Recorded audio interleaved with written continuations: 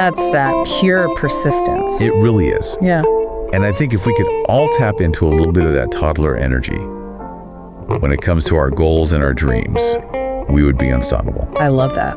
Okay, so we've talked about the power of self-talk and the importance of overcoming fear. But the episode also makes this really interesting point about how successful people use their words differently. Okay, how so?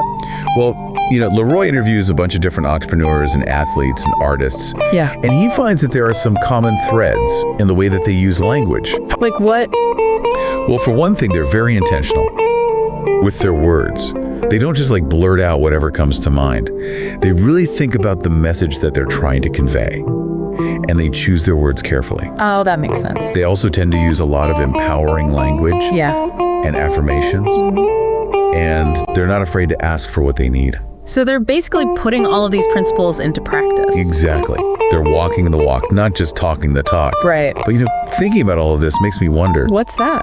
if there's a danger in overthinking every single word that we say. Oh, yeah, that's a good point.